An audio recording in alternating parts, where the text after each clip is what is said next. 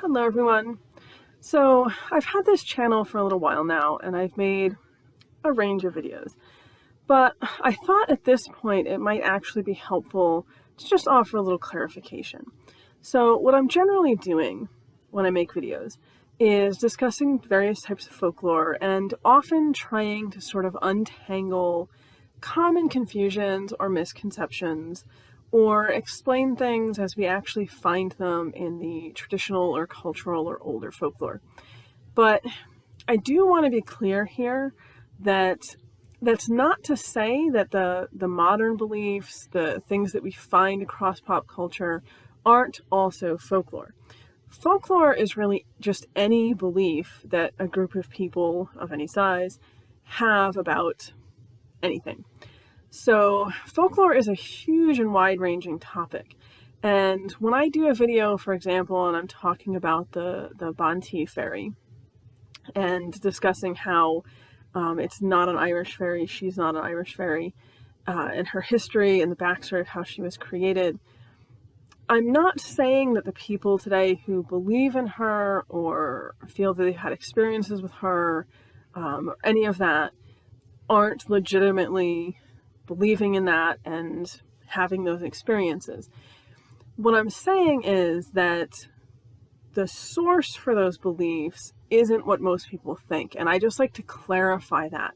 I think it's important, particularly with folklore, particularly because the internet is what it is today and it is so easy to access information and so much of that misinformation is out there, that it's important to clarify sort of the threads of these things, where they're actually coming from, what the actual sources are.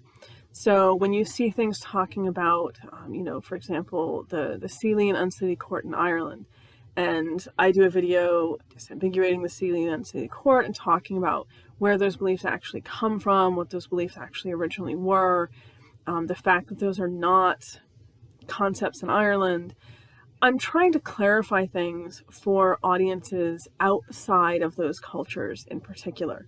So if you go to Ireland and you talk to people there, they don't have that belief in the Seelie and Unseelie courts because that's a Scottish thing, particularly Lowland Scotland. The words themselves are Scots. It's part of that culture and part of that folklore. And it has spread pretty massively into pop culture, particularly through urban fantasy, but it is not something that we find in Ireland and Irish belief. And I think those are things that are important for people to sort of understand. It doesn't mean that you, whoever you are, wherever you happen to be, if you see the Seelie and Unseelie courts as these sort of universal concepts, it doesn't mean you're wrong necessarily. It just means that you should understand where the concepts came from, how they were initially understood, how they're still understood in places outside of pop culture, and particularly outside of the United States. Because the United States tends to have a lot of this folkloric misinformation going on. It's very common, and it's a very old concept, to sort of give false backstories to things to make them seem more legitimate and more genuine.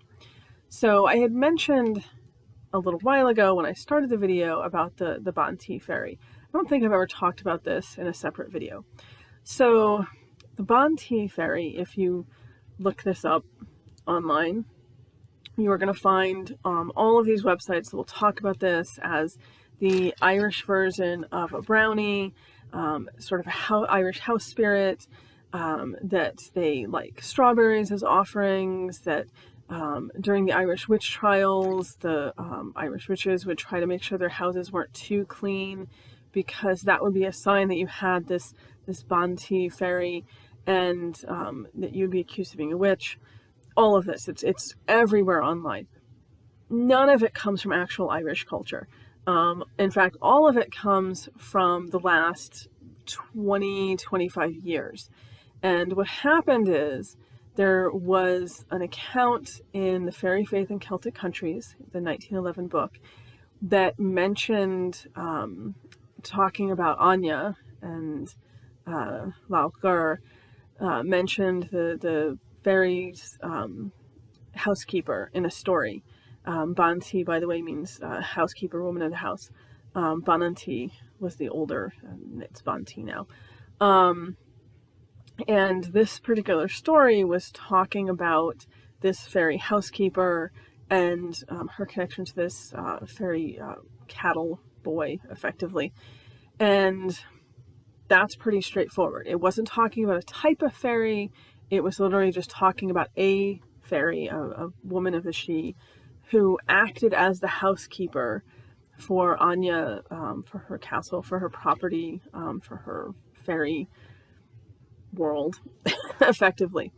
And what happened then is in the 1990s, a pagan author took that story and kind of expanded it a little bit and added a little more meat to the bones, so to speak. But it still wasn't describing it as if it were a type of fairy so much. But it was a little more of a gray zone the way it was worded. It could be read that way. So then what happened in 2006 is a website that purported to sort of put forth collected folklore without listing any sources, had this Bean Tighe fairy. And this is where we really get that full version of everything I had described at the beginning, the liking strawberries as offerings, the witches trying to keep their houses a little messy so people wouldn't suspect they had this fairy.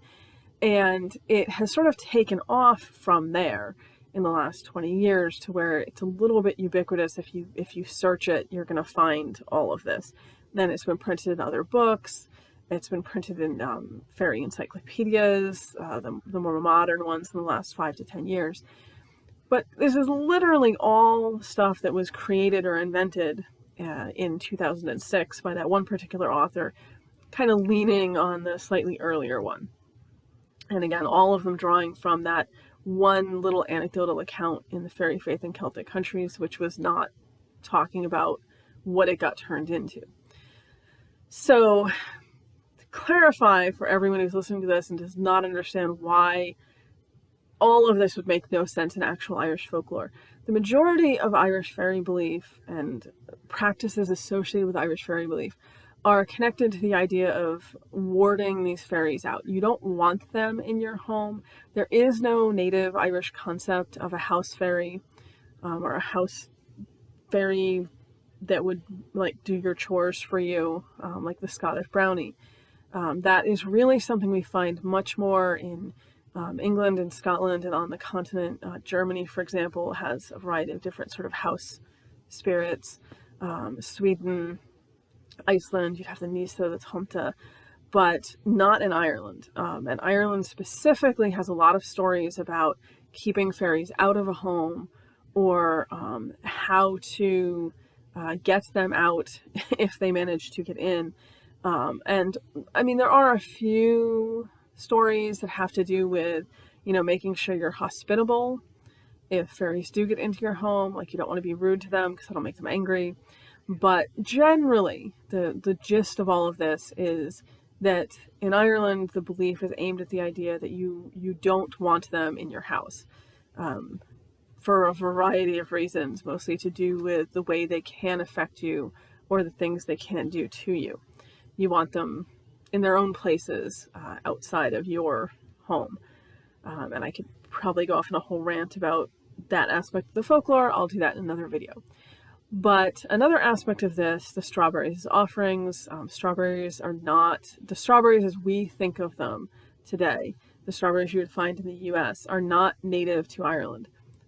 Native wild strawberries in Ireland are a different looking kind of fruit. And they've only been cultivated, the ones we would recognize as strawberries, have only been cultivated in Ireland fairly recently. So that right there is a little bit of a red flag that this supposedly very old folklore is actually not that old, because it's suggesting offering something that wouldn't have existed, wouldn't have been found in Ireland previous to fairly recent times. And the same thing with the witchcraft thing. First of all, Ireland really didn't have witchcraft trials the way that other places did. They were very few and far between. When they did occur, they were often in the Protestant settlement areas, not really so much in the Catholic areas, and they didn't tend to follow the same patterns that we see in other places. There really wasn't so much of an idea of witches as these diabolic working with Satan, going to murder your whole family with curses kind of beings. Ireland has what is called butter witches or butter stealing witches, which are beings who were thought to be very similar to fairies, quite honestly, in what they did. They would steal the milk from cattle. They would steal butter. They would cause butter to not churn, things along those lines. And they were definitely considered to be malevolent. Like you didn't want to have a butter witch for a neighbor, clearly, because they were stealing your food effectively. But they weren't seen as being as malefic as we find in other places. And we do have examples of witchcraft trials in Ireland, of course, particularly across the 18th century. But they tend to just have a different tone and a different nature to them. We also, for example, find cases like with Biddy Early. She was what we would probably call in English a cunning woman. May or may not have had a connection to the fairies, according to different stories, was curing people, and she kind of ran afoul of the local priest, who accused her of witchcraft. She was charged with witchcraft. There was supposed to be a trial, but so many of her neighbors spoke up sort of in her defense that the trial never even happened. And this is sort of, I'm just mentioning this to kind of give you a feel for the general tone of witchcraft and witch trials in Ireland, which isn't to say they didn't happen, but just that they were much less common. So the idea that there would have been this like widespread concern that you need to keep your house a little messy or you might be accused of witchcraft, it's just nonsensical. It really wouldn't have worked that way.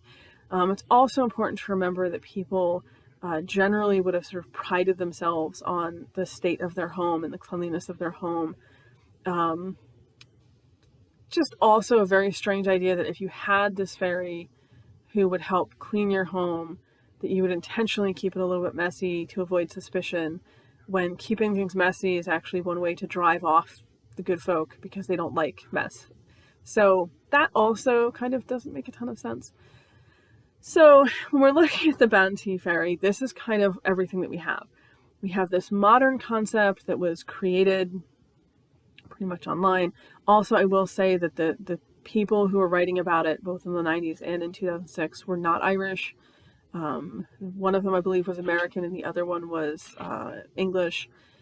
And they were just sort of using this romanticized idea.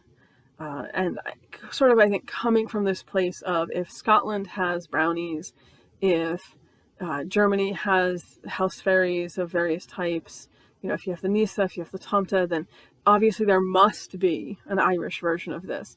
And when you can't find one, they kind of created one. You can't find one because there isn't one, because that's just not a thing in Ireland. And what people tend to do is take this fake backstory and just assume that it's real, and assume that this actually is an Irish fairy, that this is something that modern Irish people would understand and would believe in, and that there's this historic evidence for it. None of that is true. In fact, it's also a little nonsensical, the name, because Bean Tighe, as I said, it just means housekeeper or woman of the house. It really has no mythic overtones, folkloric overtone. Well, there's some folklore around the Bean Tighe and the Gaeltacht, but that's also a whole different thing. Not fairies, though. Humans. And the idea that you would have this term that in Irish just means housekeeper, woman of the house, and would have been used for, quite a lot of human women, that it somehow has this inherently supernatural layer to it, just not a thing. So I'm using that as an example because it has become very widespread, and there are a lot of people now who do believe in it and who do think it's a genuine type of fairy being. And there's nothing wrong with that. That is folklore. That is, people believe in it, therefore as folklore it does exist. It's just important, I think, to understand that the backstory it's given is not real, which is not uncommon with folklore. A lot of folklore, a lot of folk beliefs come from these sort of pseudo-histories or created backstories, again, because it gives them this air of legitimacy, and people are more inclined to believe them because it feels like this is older and historic, and particularly when it's something that's applied to a foreign culture, a little bit exotic even. So when I do these videos, my point is not to convince people that, oh, the Bean Tighe fairy isn't real, it doesn't exist, or what have you. My point is just to help educate people on what the actual history of that belief is, and the fact that it's not Irish. There's quite a significant problem across pop culture folklore with things being attributed, especially to Ireland and Scotland, which are not from those cultures and would be, foreign to those cultures. They wouldn't understand what you were talking about if you went and asked them about these things. But they get very popular and they're sort of attributed to the culture. And what happens is this sort of cultural overwriting, with pop culture, being sort of a dominant culture across Western civilization. And it does have a negative effect on actual Irish folk beliefs and actual Scottish folk beliefs. A lot of the older beliefs, which I do talk about in, the whole series of videos I do here on fairies, are sort of being lost to time. They are things that are very regionally specific. They are things that are very, sometimes family specific. They are things that you might, for example, only find among Irish speakers and, haven't really crossed over to English speakers, even in Ireland. And these sorts of things are eroding and being lost because they aren't being shared, they aren't being carried forward, people aren't aware of them. Which again is why I do try to talk about many of these things in these videos. But on the flip side now, we have these pop culture beliefs coming in that are being attributed to Irish or Scottish or Welsh culture and sort of spread and believed. And then even people within those cultures who are sort of disconnected from their own folklore will believe them and believe the backstory and sort of incorporate them in, which again, it's folklore. This is how folklore works. But what happens is we see this sort of erasure of the actual older folk beliefs and this incorporation of these pop culture folk beliefs. And this might be inevitable. I might be trying to hold back the tide here with what I do. But I do think it's important for people to just be aware of what is or is not legitimately an Irish belief or legitimately a Scottish belief, and which things are coming from more modern contexts. And again, not to say that the modern context is wrong or bad, just that I think we need to be aware of how these beliefs are coming to be, particularly with modern technology. It's not like it used to be 20 or 30 years ago, where it would take quite a while for a new idea to spread, even if it was in a book. Now with the internet, it's very quick. One website can say something, and then that piece of information can get picked up and just proliferated everywhere. I'll give you an example of that. So in I believe it was either the late 90s or the early 2000s, there was a website where someone was very honest about the fact that they were sharing their own personal gnosis, their own spiritual ideas and beliefs, which had no direct connection or basis in mythology or folklore. It was just their ideas, their beliefs that they were putting out there to share with the world. Very common thing happening on the internet in the 90s and 2000s. And one of the things that they had mentioned talking about the Morrigan was that the falcon was one of her symbols and that she was this goddess of rebirth. And they had a whole explanation for why this is. Now, that is something that is not found in actual Irish mythology and folklore, and even in some ways kind of contradicted. So falcon is never mentioned in connection with her. Her birds would be ravens, crows, kind of corvids in a more general sense, blackbirds. There's some debate about vultures, which I personally feel is a bit of a mistranslation.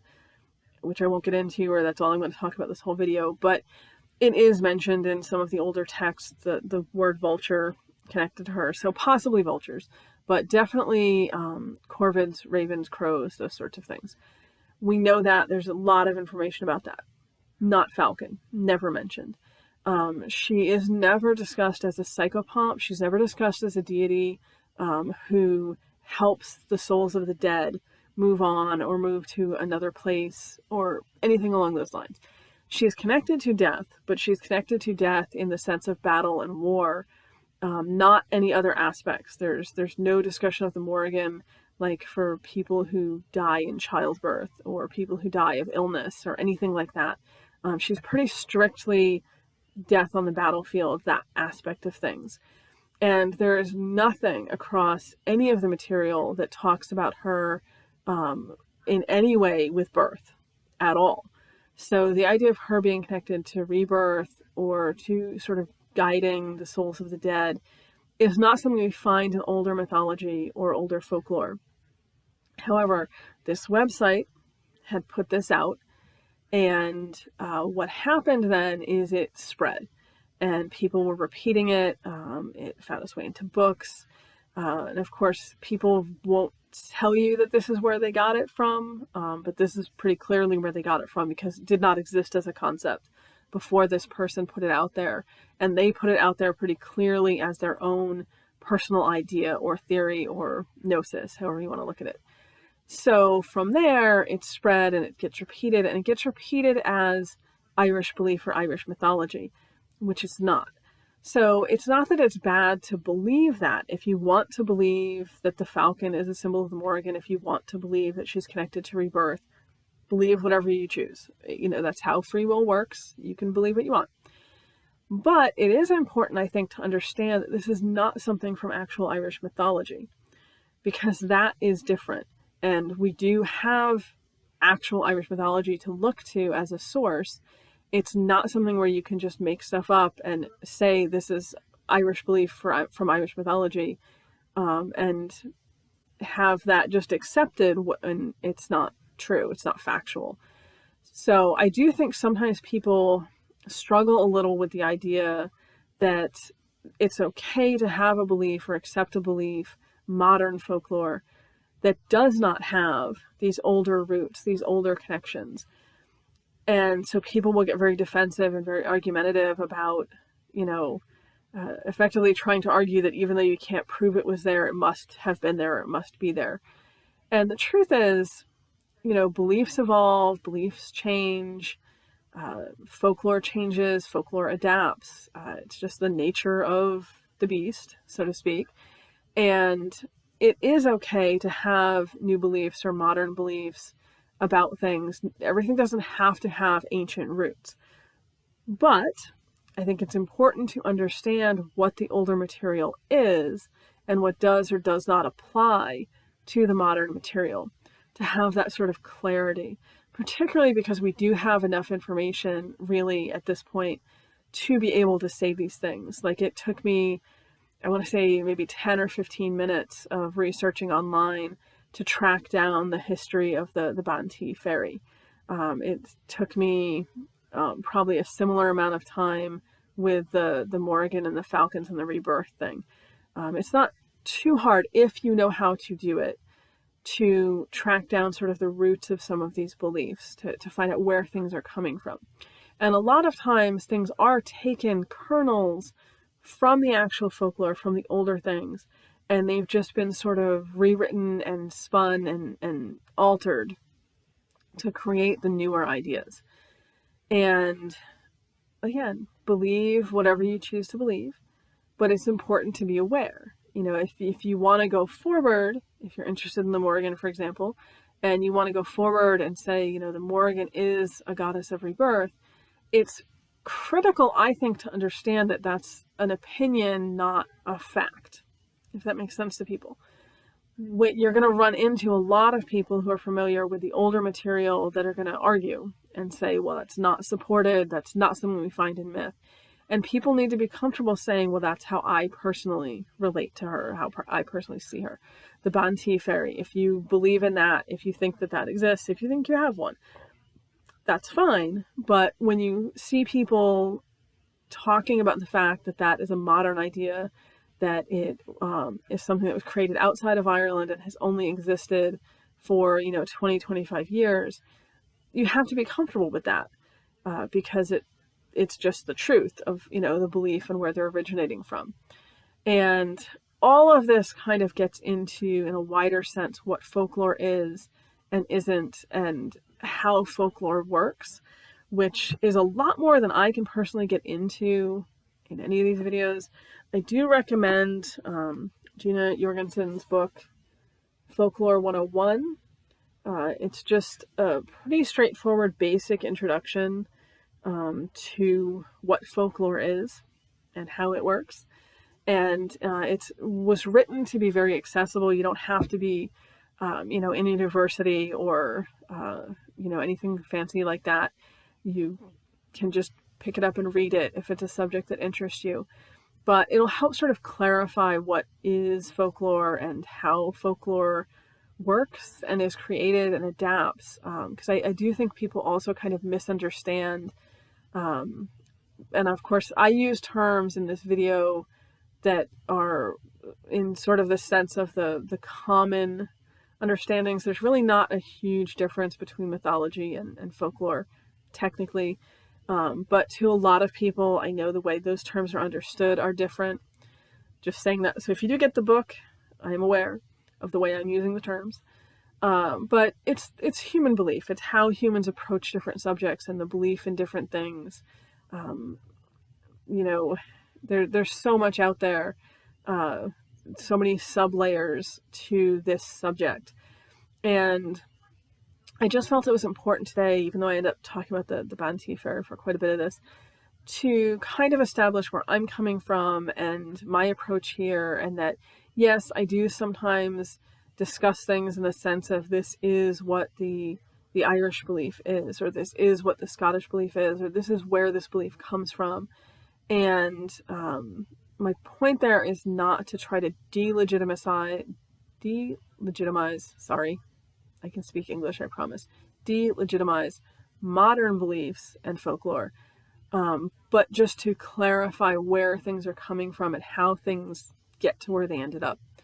Because I do think that how we approach these subjects is important, particularly when you're coming from outside a culture and interested in or learning about the folk beliefs of that culture.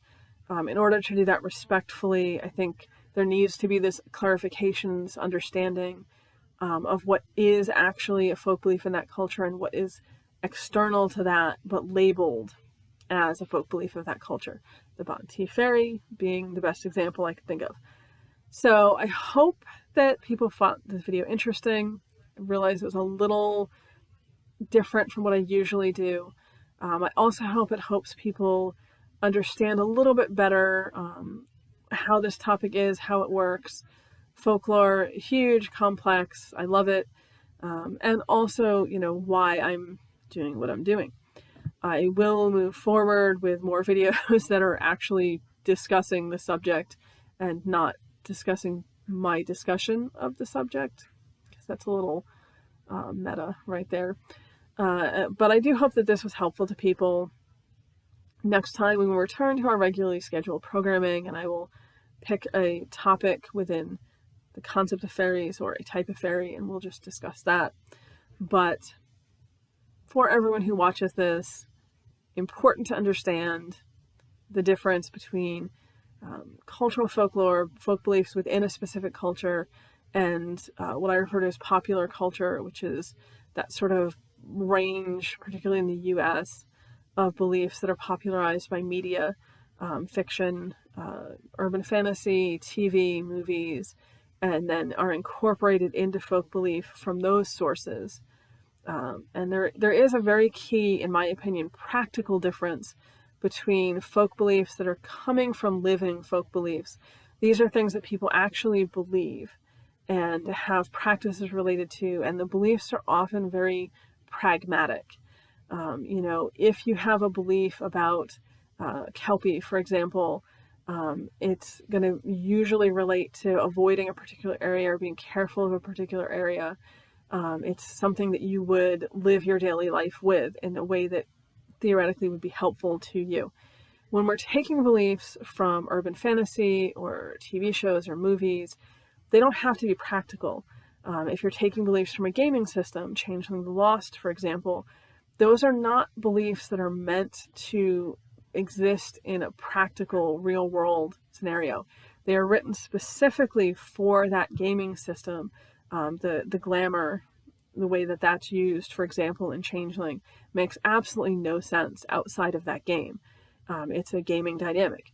So it's kind of important to understand that, and that when you're taking beliefs from popular culture, even if a belief for whatever reason appeals to you, it's not necessarily going to be easily applied to daily life in the way that cultural living folk beliefs are, because cultural living folk beliefs are designed by their nature, they developed as things that were part of people's daily lives, as opposed to taking things from fiction, which then have to be incorporated in.